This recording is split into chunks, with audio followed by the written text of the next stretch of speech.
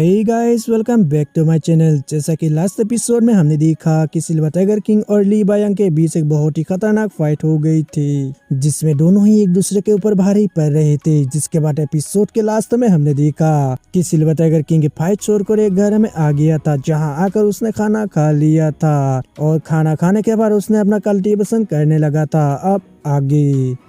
तो next episode की शुरुआत बिल्कुल उसी सीन से शुरू होता है, जहां सिल्वर टाइगर किंग अपना कल्टीवेशन कंप्लीट कर लेता है और तभी हम देखते हैं कि वहां जिन मुई भी आ जाती है, जिसे देखकर सिल्वर टाइगर किंग उससे कहता है, आखिर तुम मेरा पीछा क्यों कर रही हो। इस पर जिन मुई उसके सवाल का जवाब नहीं देती है, उल्टा वो उससे पूछती है, आखिर तूने फाइट को बीच में ही क्यों छोड़ दिया, क्या तुम्हें भूख लगा था। इस पर सिल्वर टाइगर किंग खाना दिखाते हुए उससे कहता है, ये खाना बहुत ही ज्यादा लजीज है, क्या तुम इसे खाना चाहोगे, पर थोड़ा सा ठंडा हो गया है। इस पर जिन में उसे मना कर देती है और जाकर एक कुर्सी पर बैठ जाती है और फिर उससे कहती है, अब तो तुमने खाना भी खा लिया है, लेकिन फिर भी तुम यहाँ पर क्यों रुके हो, क्या तुम्हें अपने लाइटनिंग हर्स का डर नहीं है कि वो लोग उसे मार डालेंगे। जिस पर सिल्वर टाइगर किंग उससे कहता है, मेरे लाइटनिंग हर्स को कुछ भी नहीं होगा, तुम उसकी फिक्र मत करो। और ये कहकर सिल्वर टाइगर किंग जिन मुई को कहता है, क्या तुम्हें इस बात का डर नहीं है कि अगर तुमने डीमंस रेस को छोड़ दिया तो फिर डीमंस रेस तुम्हारे पीछे आएंगे और तुम्हारे क्लैन को नुकसान पहुंचाने की कोशिश करेंगे।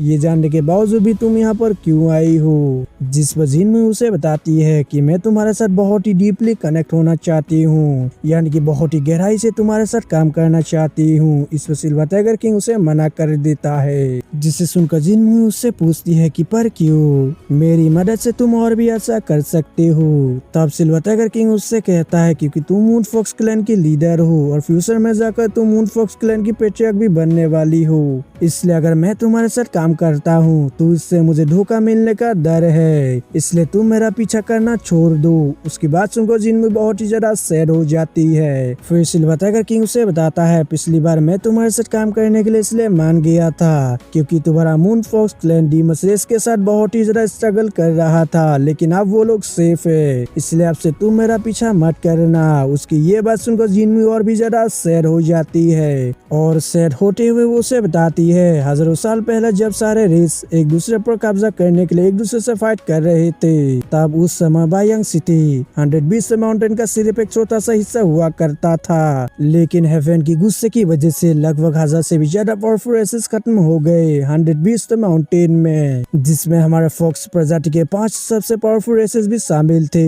और इसी कारण की वजह से आज मून फॉक्स क्लैन की स्ट्रेंथ बहुत ही ज्यादा कम हो गई है। और ये कहकर जिन में बहुत ही ज्यादा सैड हो जाती है और फिर वो आगे कहती है, हमारे मून फॉक्स क्लैन की स्ट्रेंथ कम होने की वजह से हमें डीमंस रेस के ऊपर निर्भर होना पड़ा, लेकिन मैंने हमारे मून फॉक्स के 500 प्रजाति के रहने की जगह के बारे में पता कर लिया है, जो कि 120 माउंटेन के गॉड बर्निंग फॉरबिडन एरिया है। उसकी ये सब बातें सुनकर सिल्वर टाइगर किंग उससे कहता है, अच्छा ये बिल्कुल भी आश्चर्य की बात नहीं है कि तुम मुझसे मदद मांगने के लिए आई हो, क्योंकि गॉड बर्निंग फॉरबिडन एरिया बहुत ही ज्यादा खतरनाक है और तुम इसके लिए श्योर नहीं हो कि तुम वहाँ अकेले जा सको, और इसीलिए ही तुम मुझसे यहाँ मदद मांगने के लिए आई हो, क्या मैंने सही कहा। जिस पर जिन मुई भी हाँ कह देती है और कहती है कि इसलिए ही मैं तुम्हारे साथ कोऑपरेट करना चाहती हूँ, जिससे हम साथ में वहाँ जा सके और वहाँ पर हमें जो भी डिवाइन ट्रेजर मिलेगा वो हम बराबर बांट लेंगे। उसकी ये सब बातें सुनकर सिल्वर टाइगर किंग भी एग्री हो जाता है, जिसके बाद जिन टेबल पर कुछ स्पिरिचुअल स्टोन रखकर वहाँ से चली जाती है। फिर इसके बाद सीन चेंज होता है और हमें अगले दिन का सीन दिखाया जाता है, जहाँ हम ली बायांग और डिमोनिक टाइगर किंग को देखते हैं, जहाँ डिमोनिक टाइगर किंग ली बायांग से पूछता है, अब तुम स्वॉर्ड गार्जियन के फॉर्म में और कब तक रह पाओगे। इस पर ली बायांग उसे बताता है, मैं ज्यादा से ज्यादा आधा दिन तक इस फॉर्म में रह पाऊंगा। अगले सीन में हम सिल्वर टाइगर किंग को देखते हैं, जो कि हंसते हुए उस घर से बाहर आ जाता है, जो घर उन लोगों के पास में ही था। और फिर उस घर से बाहर आने के बाद सिल्वर टाइगर किंग उन लोगों से कहता है, मैं आज अपने पूरे मूड में हूँ, चलो हमारे फाइट को कंटिन्यू करते हैं। और ये कहकर सिल्वर टाइगर किंग उन दोनों पर अटैक करने के लिए तेजी से उन दोनों की तरफ जाने लगता है। अगले सीन में हम रेड किंग कोंग को देखते हैं, जो कि पर्पल वुल्फ और लीजी हुआ को इशारा कर देता है और फिर वो लोग कहीं पे उड़कर जाने लगते हैं।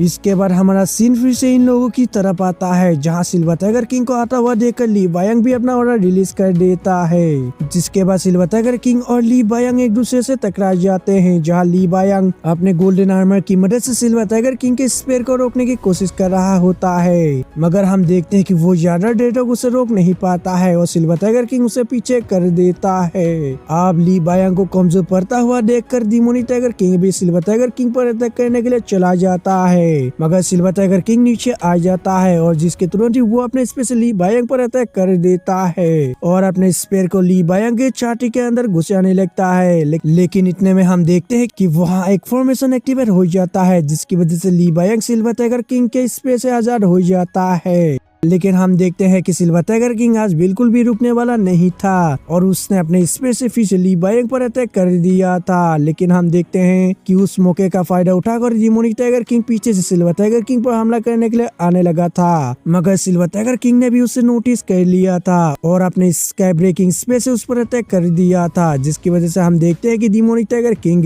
जाकर ब्रिज से टकरा गया था, जिसकी वजह से वो बहुत ही ज्यादा घायल हो गया था। और जिसके तुरंत बाद सिल्वर टाइगर किंग हवा में जाकर ली बायंग पर भी अपने स्काई ब्रेकिंग स्पेयर से अटैक कर देता है और उसे अपने घुटनों पे ला देता है और जिसके तुरंत ही वो उसे जान से मारने के लिए उस पर फिर से अटैक कर देता है, मगर हम देखते हैं कि ली बायंग ने किसी तरह से उसके स्पेयर को रोक लिया था। ये देखकर अब सिल्वर टाइगर किंग भी अपना ऑर्डर रिलीज करते हुए उसे अपने स्पेयर के साथ ही उठा लेता है और डिमोनी टाइगर किंग के ऊपर फेंक देता है, लेकिन डिमोनी टाइगर किंग वहाँ से हार जाता है। तब सिल्वर टाइगर किंग हवा में जाकर ली बायंग पर एक काफी खतरनाक अटैक करता है, लेकिन ली बायंग ने उसे किसी तरह से दौस कर लिया था। ये देखकर अब सिल्वर टाइगर किंग अपने टाइगर किंग स्पेशल का यूज करता है और तुरंत ही ली बायंग पर हमला कर देता है, जिससे एक टाइगर किंग के फेस का स्पिरिट आकर ली बायंग को वहाँ से उड़ाकर दूर ले जाता है। और फिर जिसके बाद सिल्वर टाइगर किंग जैसा ही डिमोनी टाइगर किंग को देखता है तो डिमोनी टाइगर किंग उससे बहुत ही ज्यादा डर जाता है और वो अपनी जान बचाकर वहाँ से भागने लगता है। फिर हमारा व्यू ली बायंग की तरफ आता है, जो कि सिल्वर टाइगर किंग से बहुत ही ज्यादा गुस्सा हो जाता है, इसलिए वो अपना ऑरा रिलीज करने लगता है। ये देखकर अब सिल्वर टाइगर किंग उससे कहता है, अच्छा तुम यहाँ पर फिर से आ गए, क्या तुम्हारे लिए वो काफी नहीं था? और ये कहकर सिल्वर टाइगर किंग फिर से उस पर टाइगर किंग स्पेस स्किल से हमला कर देता है, लेकिन इस बार ली बायंग सिल्वर टाइगर किंग के अटैक को डॉज कर लेता है और फिर वो वहाँ से भागने लगता है।